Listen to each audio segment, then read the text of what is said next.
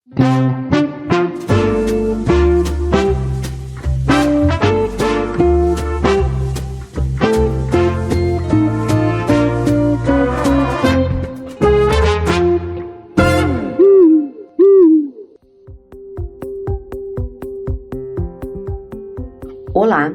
este é o podcast Saberes e Letras, o canal de quem gosta de ler, aprender e ensinar. E aqui você vai viajar por mais um livro, conhecer autores e obras para compor o seu acervo pessoal e profissional. Eu sou Gisele Oliveira, professora mestra em literatura brasileira. Vem com a gente se aventurar por mais uma obra literária. Bom dia, Maria Ângela. Um prazer receber a senhora aqui, saber do seu trabalho, um trabalho tão bonito que você realiza. Depois você conta um pouquinho para a gente sobre ele. E hoje a gente conversa sobre o livro Coisas de Mãe, de Silvia Alves, com ilustrações de João Caetano. Para começar, eu vou te perguntar, Maria Ângela, o que a gente pode dizer que é coisa de mãe? Bom, eu vou começar a falar pelo livro, né? Que é maravilhoso. Foi um dos livros mais encantadores que eu li, que pode ser lido numa sala de aula, pode ser lido numa reunião familiar, pode ser lido num dia das mães, né? Numa mesa de família, onde as mães estão sendo elogiadas. Que lindo este livro! Essa canção que a Silvia Alves, né, colocou na boca desta mãe, tão linda, que é: de manhã segue uma estrela, à tarde os girassóis, de noite segue o silêncio, escondido nos lençóis. Na verdade, até a gente lendo se envolve, né? Eu estava lendo esse livro nesse final de semana. Nós tivemos um grande apagão em São Paulo. Então, eu fiquei 53 horas sem luz. E aí eu fui lendo ele e fui me sentindo envolvida. Foi muito gostoso. Ele passa muita paz. E é também um livro que mostra a importância da figura materna na vida de um ser humano, né? Que começa lá quando é criança, né? Porque a família, ela é matricial. O que quer dizer isso? Ela forma a matriz de identidade de um ser humano. Dali nasce muita coisa, né? A personalidade, todos os potenciais daquele ser humano será desenvolvido a partir daí. E ela mostra a importância, né, da figura materna.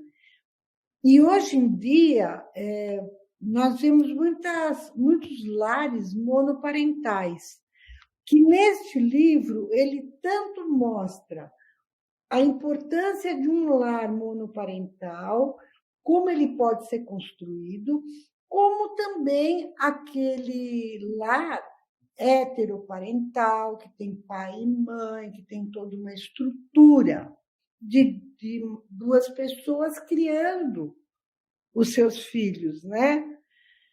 Nesse livro, ela mostra um pai ela fala de um pai que está ausente, mas ela torna este pai presente. Ou seja, ela trabalha também a profilaxia de um lar que tenha uma alienação parental. Geralmente, o lar monoparental corre muito risco da alienação parental, porque aquela mãe que ficou sozinha com os filhos, ou aquele pai que ficou sozinho com os filhos, fala mal do outro progenitor. E ela, então, mostra: este pai está ausente, mas em nenhum momento ela denigre a imagem masculina, a imagem deste pai. Então, ela sempre mostra assim: o papai vai chegar, um dia o papai volta, né? Não é que ela dá uma ilusão na cabeça da criança, mas ela mostra que aquela figura paterna ela é tão importante quanto a dela materna. Evidentemente que a mãe é a figura mais importante para uma criança até 5, 6 anos. Depois, quando vai encerrando a primeira infância, é tão importante entrar uma outra figura. No caso, seria a figura do ele, do pai, mas pode ser a figura de uma avó, é a figura da professora, porque a criança começa a se preparar para encerrar a primeira infância e começar a ir para o mundo. Então, quando ela faz 7 anos, ela aprende a ler e escrever, ela começa a aprender o significado da linguagem, a importância das outras pessoas que cuidam dela, que é a professora, a coordenadora, uma professora de educação física, né? O professor de judô. Então, entram outras figuras que são muito importantes para dar a largada da socialização da vida de uma criança. Então, é um livro que mostra muita coisa legal. Sabe? Eu até me lembrei um pouco do meu primeiro livro, que foi lançado em 2004, da Silvia Alves, foi lançado em 2011, né? O de 2004, que é o Quando é Necessário Dizer Não, ele foi lançado lá e vende até hoje. Ele já está na 5ª editoração dele, né? Por quê? Porque vai mostrando a importância, sabe, da matriz de identidade da família. Então eu já vou puxar para a nossa próxima questão. Família é um grupo de pessoas unidas por um vínculo. E quais ações podem ajudar a criar esse vínculo familiar? Olha, eu acredito muito no lúdico. A família brincar junto, se divertir junto, ter uma presença de qualidade, mas também de quantidade, né? O vínculo ele se torna lógico, ele se fortalece através do amor. Mas mais que isso, é da demonstração do amor e da alegria dos pais estarem com seus filhos. É importante o casal que vive bem, que passa um modelo de relação saudável, gostosa, respeitosa. Isso tudo fortalece o vínculo. Eu estou escrevendo outro livro que, graças a Deus, acho que dia 15 agora, 16, eu entrego ele para Paulinas, onde eu falo sobre o diálogo em família, sobre a comunicação em família. O quanto é importante o jeito como você se comunica, você falar de forma positiva, você passar para os filhos que você acredita neles, que você acredita no potencial deles, incentivá-los para frente, para crescer. Este vínculo vai determinar muito do que você vai ajudar seu filho a se preparar desde pequeno para se tornar um jovem adulto lá na frente, bem-sucedido. No meu outro livro, Filhos Felizes, eu falo sobre as características que você precisa ajudar seu filho a desenvolver desde pequeno, passando pela primeira infância, segunda infância, adolescência, para entrar na fase de jovem adulto preparado para o mundo. A gente está falando sobre vínculo, você comentou sobre o lúdico na criação desse vínculo familiar. Puxando para a nossa história, no livro Coisas de Mãe, as histórias têm um papel fundamental. Ouvir histórias de gerações passadas da nossa família é algo positivo para nossas crianças? Com certeza, né? Por exemplo, hoje em dia tem a celebração do Dia dos Avós, né? Que traz o quê? A origem, a história. Quem não tem é o orgulho do seu sobrenome. Então, quando esta mãe aqui conta histórias, traz à tona como foi a vida da avó, do avô, sabe? Se você quiser fortalecer o vínculo fazer seu filho sentir orgulho da família dele, ele tem que saber da história. É como se você construísse uma colcha de retalhos, né? Então, um pouco da história dos avós paternos, um pouco da história dos avós maternos, um pouco das origens, por exemplo. A minha família é uma família de italianos e portugueses. Então, a gente tem orgulho de saber disso. Por exemplo, eu tenho um sonho de conhecer a cidade de origem da família Mantovani, que é a cidade de Mantova, onde existe até uma história bonita em Mantova, que é a história de São Longuinho, que está instalada lá em Mantova. É uma cidade onde se construíam os melhores violinos do mundo. É tudo naquela região. Mozart morou nessa cidade por um tempo. Então, assim, como é importante, como é gostoso a gente saber as comidas que eles gostavam de comer, que a gente ainda tem a receita, né? Os musicistas da minha família. Então, toda família tem uma história bonita para contar para as crianças e fazer essas crianças amarem, gostarem da origem delas. Isso vai trabalhar a autoestima da criança. Ela saber se a família vem do Nordeste, se a família vem do Sul, Centro-Oeste do Brasil. Todas as regiões têm coisas lindas para contar, né? Se você vai ver, por exemplo, quem nasce no Mato Grosso, quem nasce perto lá do Paraguai, do Uruguai, quantas músicas lindas não tem nessa região? Quem nasce no Nordeste, né? O forró, a história da caatinga. Então, tudo isso vai trazer o quê? Uma força na autoestima. Ela dizer, eu descendo de tal lugar. Minha família tem origem em tal lugar. O meu sobrenome. Né?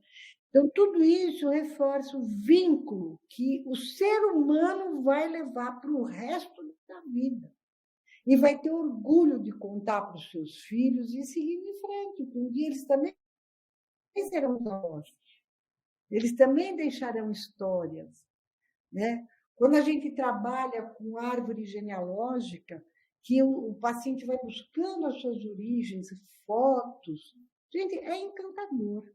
Então, a Silvia Alves, nesse livro, Coisas de Mãe, ela traz esta informação, ela traz esse estímulo para que a gente nunca se desligue dos encantos da nossa história. E nós somos história, não é mesmo? Nós somos história e produzimos história também. Eu queria perguntar, Mariângela, sobre desafios. Você acha que os pais eles podem colaborar, eles podem, de alguma forma, ajudar os filhos nesses desafios que eles vão enfrentar ainda na vida? Aliás, você acha saudável antecipar ou prevenir os filhos para esses desafios? Então,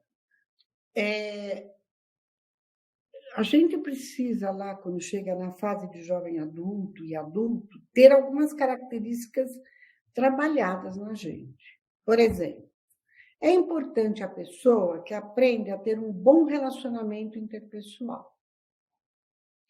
É importante a pessoa que aprende a ter solidariedade com o próximo.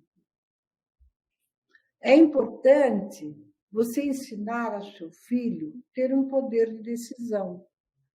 Então, por exemplo, ele fazer a liçãozinha dele sozinho.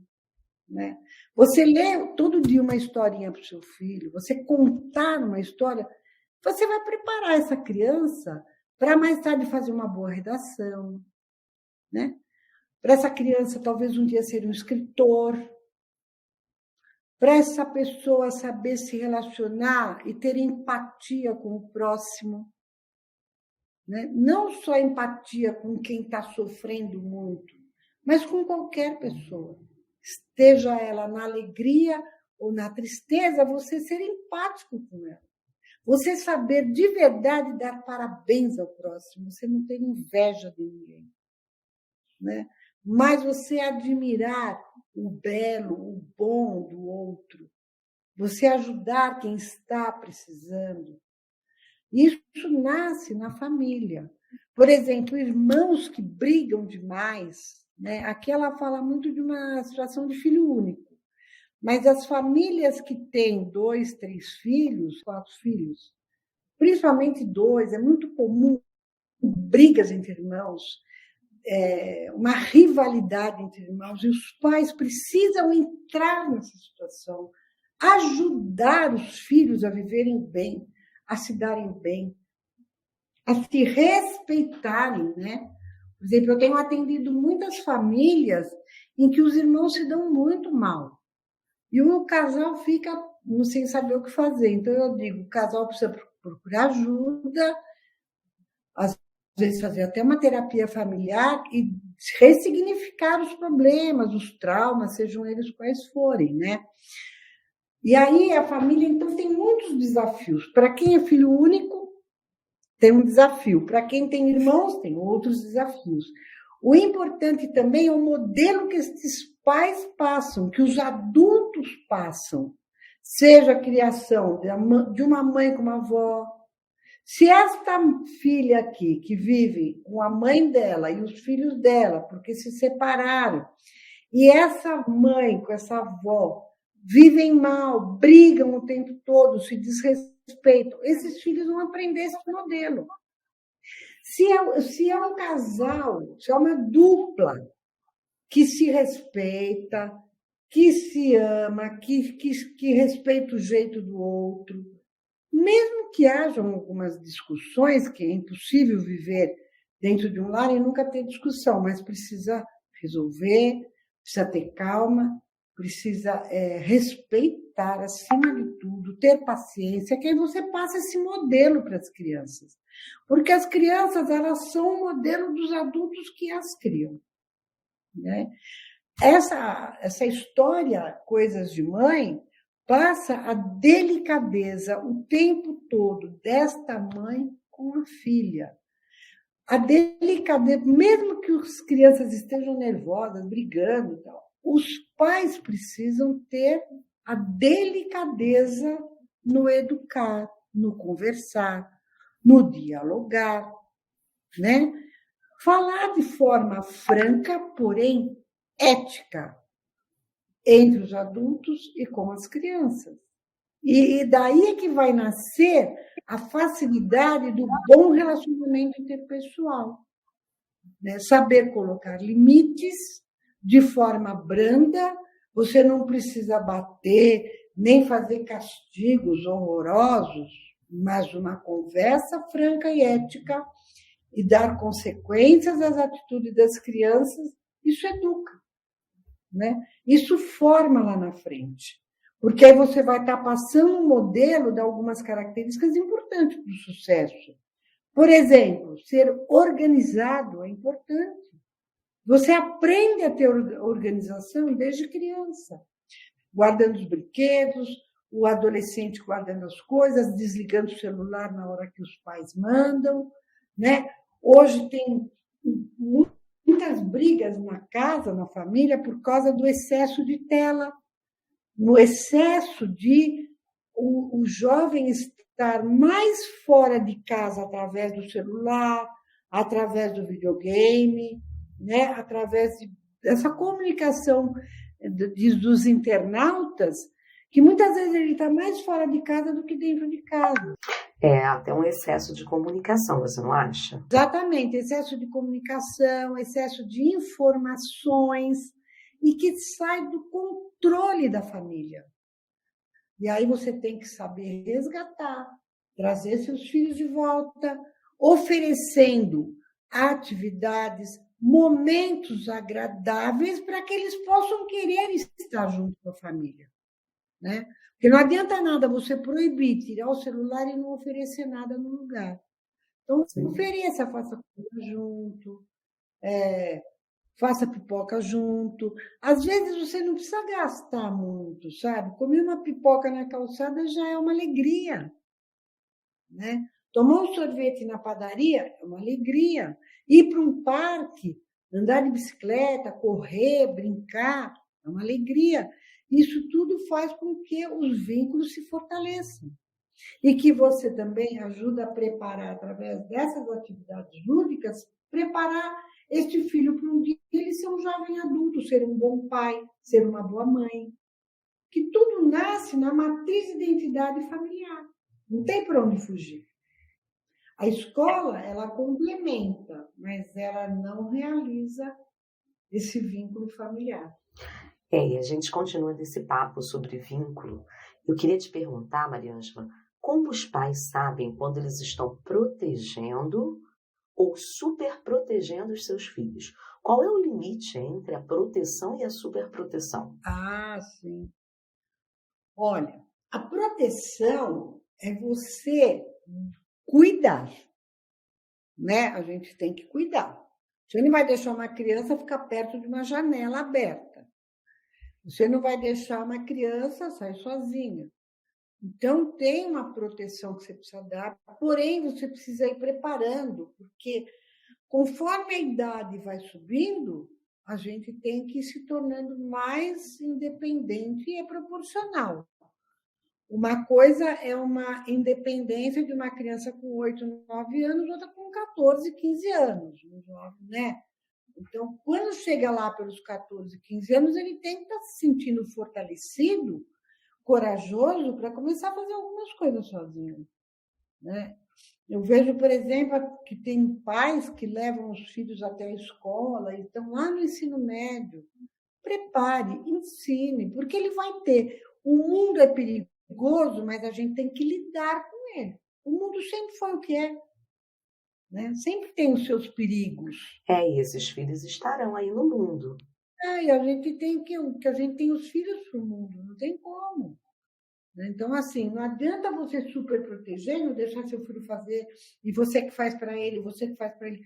Então, aí, desculpa, é uma mãe que está se autorrealizando no papel de mãe e não deixa os filhos se realizarem no papel de filho, mas também de uma pessoa no mundo. De um protagonista, não é? Ele ser protagonista da própria história. Por exemplo, hoje, porque é perigoso, porque é isso, tem pais, mães que não deixam crianças irem num passeio escolar. É besteira isso. Tem que confiar na escola que você matriculou seus filhos. Deixá-los que eles vão, você orienta. Se cuide e não se afaste da professora. Não se afaste dos seus coleguinhas. Na hora do ônibus vir embora, preste atenção que você entre na fila, entre no ônibus, obedeça a sua professora. Mas não deixar ir está errado. Porque, lógico, a escola vai oferecer passeios coerentes com a idade de cada aluno. Né? Por exemplo, aqui em São Paulo, a gente tem alguns passeios, por exemplo, para a Jureia. Não vai criança pequenininha, são adolescentes já grandes, de 8º ano, 7º ano no mínimo, entendeu? 9º ano, que aí vai fazer aquele passeio, entrar no mangue, né? Agora, criança pequenininha vai no Museu do Ipiranga, criança pequenininha vai num lugar que tem um parque. E a escola não vai deixar a criança sozinha, sempre vai professores, coordenadores, pessoas, tem os monitores do lugar. Deixe ir. Acredite nos seus filhos, acredite na escola que você colocou seus filhos. É lógico, se tem um perigo, se está instável, você então, dessa vez, não vai. Mas não porque você tem medo, porque você segura, porque você super protege. Isso não é saudável. Né? A proteção é saudável. A superproteção é um perigo. Porque vai tornar essa criança tímida, insegura, né? Tudo ela tem que fazer junto com a mãe. Isso não é saudável. Eu vejo, às vezes, criança aqui no consultório que a mãe não deixa entrar na sessão de terapia. porque acho que a criança não vai ficar bem sozinha comigo. Né? E aí tudo bem, a mãe entra, fica sentada no sofá, mas essa criança não vai ser espontânea. Né? Então eu digo, deixa seu filho entrar, né? Passe essa segurança para ele.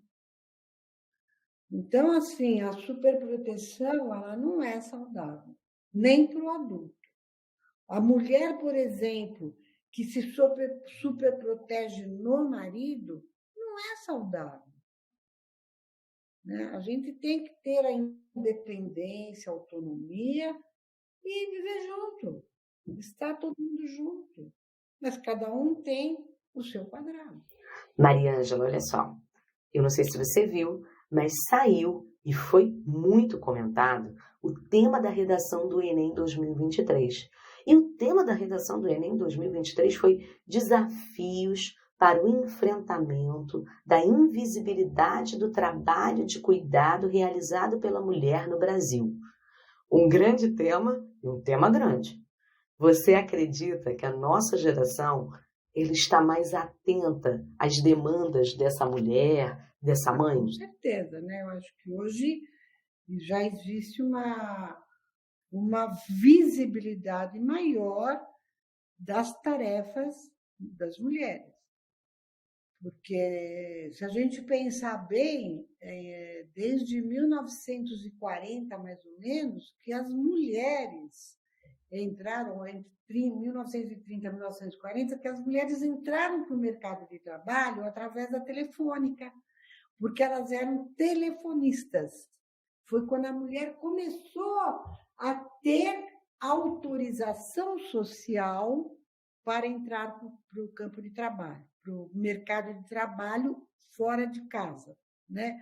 Só que a mulher, desde que o mundo é mundo, na verdade, ela tem tarefas multitarefas. Fazemos mercado, arrumamos a casa, porém hoje o homem, ou o parceiro, parceira, já é complementar, né? Hoje em dia é muito difícil aquela família que só a mulher faz as coisas dentro de casa, mas ainda existe. Aqui no Brasil tem muitas famílias que a mulher não trabalha fora, trabalha só em casa, ela que faz tudo, e muitos lares que a mulher trabalha fora e faz tudo dentro de casa. Então, eu acho que assim ainda acontece a invisibilidade. Eu costumo dizer até uma certa brincadeira, que eu digo assim, a casa só tem valor quando ela está por arrumar. Então, se a casa estiver toda de perna para o ar, todo mundo dá valor para o trabalho que dá arrumar uma casa. O trabalho que dá fazer mercado, fazer comida, lavar roupa, passar roupa. Então, isso muitas vezes fica muito só para a mulher. Há uma divisão. Agora, a mulher também precisa chamar e fazer a participação de todos no lar. Porque todos, de qualquer tamanho, podem ajudar, não ser um bebezinho. Mas, por exemplo, uma criança de 4, 5 anos já pode guardar os brinquedos no lugar, levar o sapato da mamãe para o quarto, para depois da mamãe colocar na sapateira. Uma criança de 11 anos, um pré-adolescente, já consegue tirar uma roupa do varal. Né? A mãe vai lá, abaixa o varal, que é pesado, mas ele pode tirar, né? Dobrar, mesmo que não seja perfeito, arrumar sua cama, e a mãe treinar para que ela arrume a cama, o pai ajudar nessa parceria. Porém, a mulher ainda tem a invisibilidade, por quê? Porque ela tem muitos trabalhos não remunerados. E a remuneração feminina, ainda em alguns setores, ela é abaixo da remuneração masculina. Evidentemente que a mulher está cada vez mais presente no mercado de trabalho. Nós tivemos uma primeira presidente feminina, quando a Dilma foi presidente da República, muitas ministras, né? Isso no mundo inteiro, né? Primeiro-ministro, primeira-ministra de alguns países. Então, assim, cada vez a mulher se torna mais presente, a mulher tem mais oportunidades de estudar, né? E eu acho que, assim, nós temos que acreditar, e eu acredito, na visibilidade do papel feminino, do papel da mulher na sociedade em geral. Como também eu acredito que muitos homens podem adentrar em alguns papéis que eram só femininos, como ser um bom professor do Fundamental 1, né? Um professor de educação infantil, sabe, que vai ensinar a cantar, brincar, educação física. Então, eles já começam a entrar e haver uma mescla dos papéis e das funções, independente de ser um homem ou uma mulher, né? E eu parabenizo que cada vez mais as mulheres assumem funções importantíssimas perante as nações, perante as nossas sociedades. Mariângela, a gente está fechando esse bate-papo e eu queria que você trouxesse a informação de que a doutora Mariângela não é só a doutora Mariângela psicóloga. A gente tem a doutora Mariângela escritora. Conta pra gente sobre suas obras, sobre esse livro que vai sair pelas Paulinas. Pode falar. Bom, eu tenho 3 livros já lançados pela Paulinas, que é o primeiro, que é Quando é Necessário Dizer Não, onde eu falo sobre limites e por que é tão difícil, às vezes, você dizer não aos filhos. E quando você não ensina, que você não diz não, você não dá limite, você também não ensina a essa criança, quando for lá na frente, um adulto também colocar limites às pessoas, né? Então, eu mostro por que a pessoa se sente tão impotente perante o não. O outro livro é Filhos Felizes, eu falo sobre adolescentes, a criação de adolescentes para uma vida bem-sucedida. Foi lançado em 2018, acho que foi em 2018. É um livro muito interessante, tanto para os pais de adolescentes, como para os avós de adolescentes, como também para o adolescente ler. Eu falo sobre todas as fases de adolescente e como preparar o adolescente para vir a ter uma vida bem-sucedida, um bom vestibular, uma faculdade, ser um bom profissional. E depois eu escrevi um livro chamado Amor Sem DR, que é para casais, mas não só para casais, mas ele informa como você se preparar para ter um bom relacionamento afetivo, sexual, que é, por exemplo, marido e mulher, entendeu? Um casamento bacana. Então, mesmo quem, por exemplo, sonha em ter um relacionamento interpessoal, positivo, amoroso, lendo esse livro, vai aprender o que é que pode estar fazendo errado, entre aspas, que os relacionamentos não estão dando certo. Entendeu? É muito legal esse livro. E agora eu estou entregando, já acho que a semana que vem já entrego, o meu 4º livro, que vai ser sobre comunicação na família. Eu não tenho bem ainda o nome, se vai ser comunicação na família ou se vai ser diálogo em família. Vai ser um desses 2 títulos, né? E aí eu já estou tentando falar com a Paulinas e programar o lançamento dele para a próxima Bienal, que deve ser em julho do ano que vem. Mas também lá na Igreja São Judas já está programado um coquetel e um lançamento junto a Paulinas, que elas nem estão sabendo, mas vão saber agora. E vai ter um coquetel para um lançamento no dia 17 de agosto de 2024. Ótimo, então já fica aqui o convite.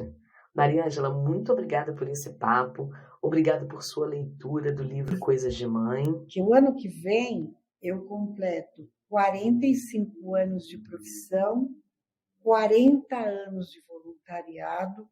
Não vou dizer quantos anos eu vou fazer, que é bastante. Mas é assim, eu vou fazer 70 anos, 45 anos de profissão, 40 anos de voluntariado e lançar o meu 4º livro. Vai ser um ano muito especial e esplendoroso para mim. Que maravilha! Que venha 2024. Obrigada. Obrigada por esse bate-papo, obrigada por sua leitura e que as pessoas se sintam instigadas a conhecer o livro Coisas de Mãe, de Silvia Alves, da Paulinas Editora. E eu quero parabenizar o João Caetano com as ilustrações que ficaram maravilhosas. É um livro que vale a pena toda a família ler. Coisas de Mãe. É isso. O podcast Saberes e Letras quer ser sua companhia e aproximar ainda mais você da literatura infantil e juvenil de qualidade. Até o nosso próximo encontro. Tchau!